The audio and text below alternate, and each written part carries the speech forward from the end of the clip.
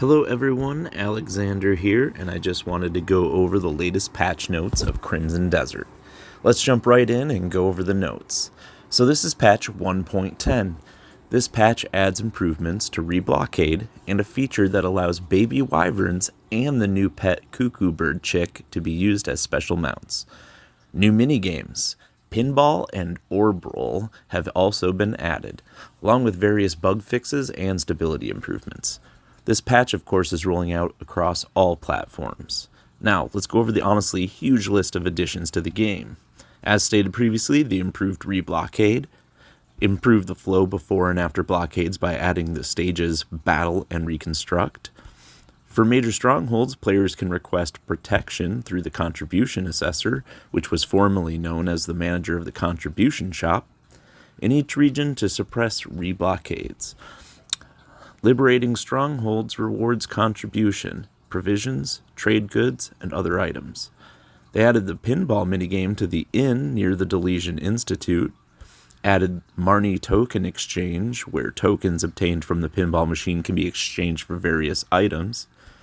The obtainable items are Material Box of Fortune, Abyss Artifact, 2 types of artifact chests, a helm, 13 types of furniture, and 3 types of gear crafting recipes.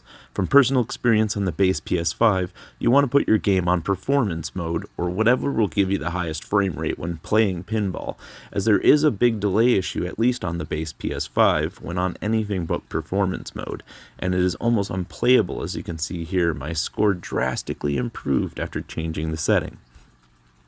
They also added the orb roll minigame at the Great Gate of Urdava, and the obtainable items for that game are Material Box of Fortune, Abyss Artifact, 2 types of artifact chests, Golden Apple, 3 types of carpets, 3 types of lights, and basically it's a mini golf game which I got to level 21 of on my first try, as you can see here. This was very fun to figure out, and I look forward to mastering it. I did get a snazzy new carpet for my house. They added a new mount, Wyvern, added new pet, Cuckoo Bird Chick. Cuckoo Bird Chicks and baby wyverns can grow after being fed. After reaching a certain level of growth, they can be registered as special mounts. I hope I can have 1 baby and 1 adult with me.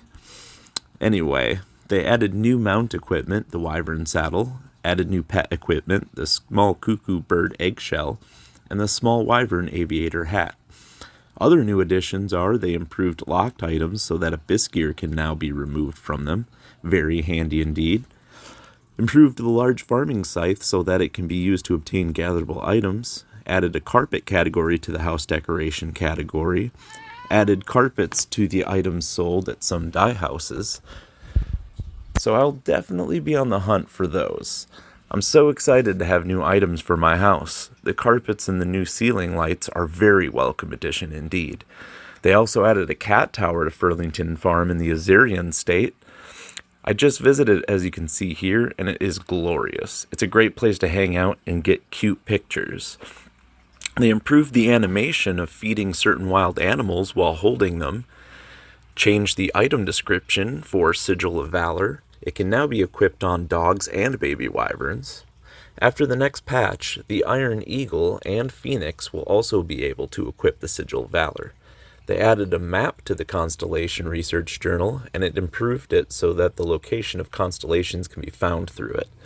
As someone who already completed this questline, I wish I had that update earlier.